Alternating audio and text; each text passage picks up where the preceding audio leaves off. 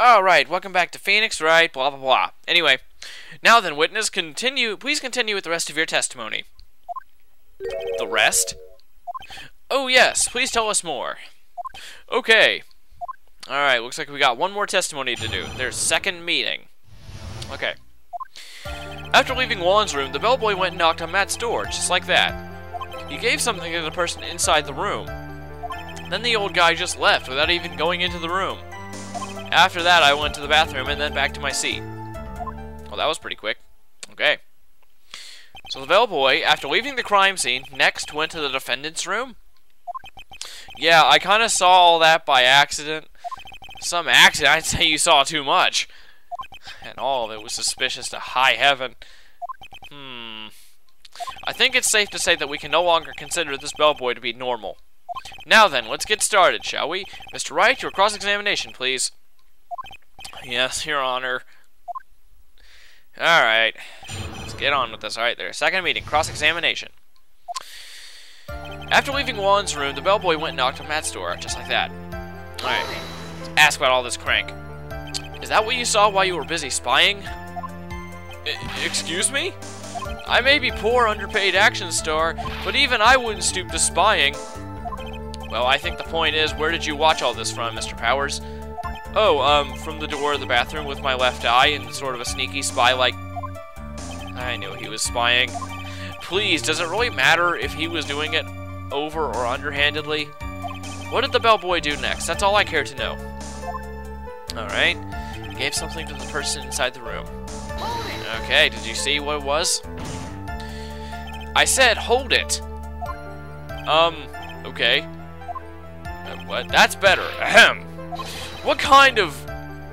Wait, what kind of finger point is that? Please elaborate and give us a few more details. Oh, okay.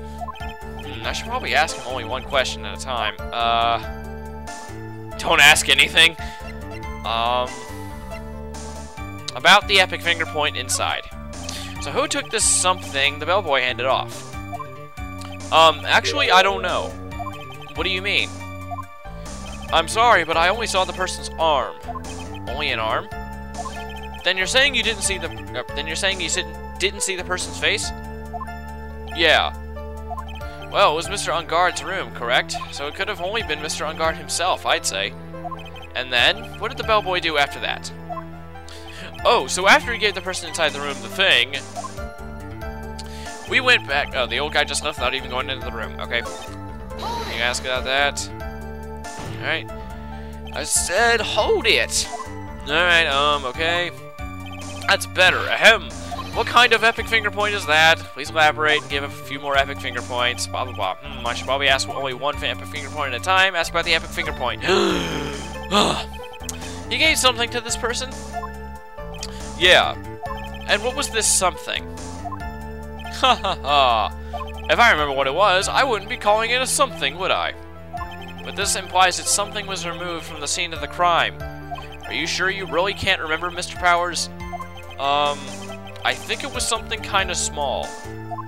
I would like to summarize his testimony up to this point, if you don't mind.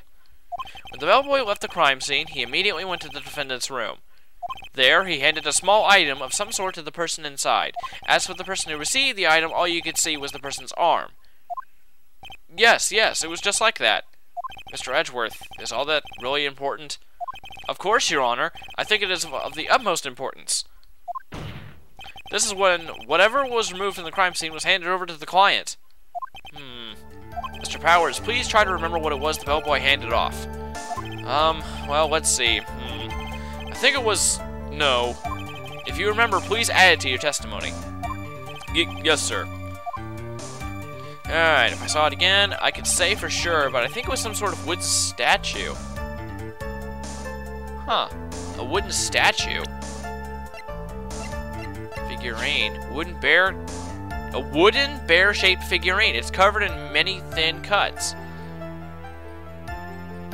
Let's try pressing here first, and then we'll try presenting that. Alright, a statue? Yeah, it kind of looked like one, I guess. If I saw the actual thing again, I'd probably remember, you know. Looks like for this trial to proceed, I'm gonna have to come up with whatever this statue thing is and show it to him. You're gonna have to trust in your instinct. Trust your instinct on this one and take a chance, Phoenix. Well, Mr. Powers, let's continue with your testimony. What did the bellboy do after that? Yeah. Alright. So a statue. Okay. It's a wooden statue, and this is a wooden bear-shaped figurine. Let's go ahead and try it. Objection! Epic finger point.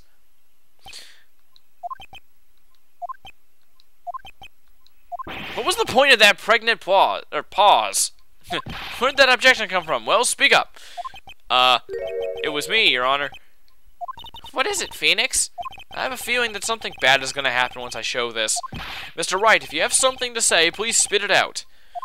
Yes, Your Honor. Okay, Phoenix, deep breath.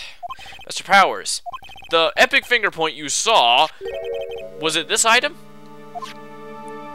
Oh, hey, that's it. That's the something. Wow, Mr. Wright, you really figured it out. I recall we found this out on Guard's mansion. At the defendant's house. Oh, gosh. Smack. What does this mean? It's simple, Your Honor. Shelley the Killer assassinated Juan Corda in his room, and then he stole this wooden bear from the scene of the crime. And then the bear being found at Mr. Enguarde's mansion would mean... It goes without saying, Your Honor. Matt Enguarde is the killer's client. Smack, smack, smack. Great. Order, order, order. I said order! Mr. Wright, this is the most unfortunate turn of events for you. Yeah. Sorry, Mia. No, it's alright. Your judgment was sound. Actually, I figured the bear would come up. If not now, then it would have later on. Even if you hadn't shown it to the court, I'm sure your friend Edgeworth would. Edgeworth would have. Jeez. I almost forgot that he knew about it too. Jeez.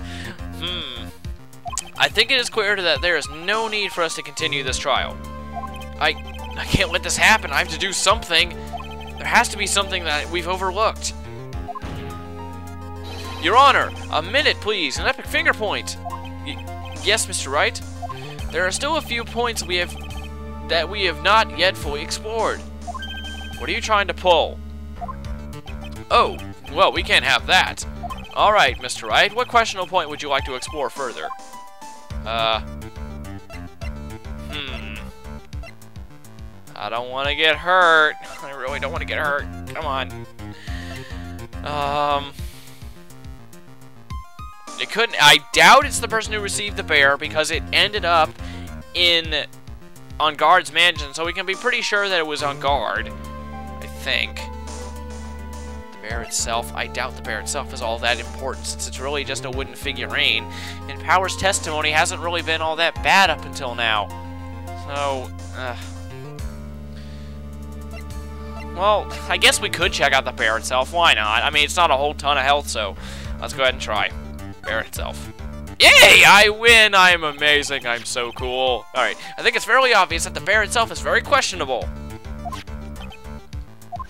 The bear, Mr. Wright? This was found at Mr. Enguarde's mansion. However, Mr. Enguarde was arrested at the hotel that night, which means that since the murder occurred, he has not had a chance to go home. Dang, I didn't even think of that. Okay, oh. I think Your Honor has already figured out what I'm trying to say. It is not possible that Mr. Enguarde who took this bear to his mansion. Well, we sure turned things around. Why, that's very true. We didn't consider that point, Mr. Wright. There was no way, time-wise, for the defendant to have taken the bear home. Whew. Disaster averted. Oh, great. Edgeworth, you haven't gotten the best of me yet, Mr. Wright. Huh? I remember it clear as day. I remember what you muttered to yourself on Enguarde's mansion. We have this area completely surrounded. There is no way for him to escape. I can't believe it. That butler, all this time, he was the killer. The killer and Enguarde were working together, so to speak. And the killer was hiding at Enguarde's mansion as its butler. What a bold move. The bear figurine was brought back to Enguarde Mansion by T. Killer himself. Then who? What the heck? heck? When it looked like he was about to be arrested, On Guard had him do so.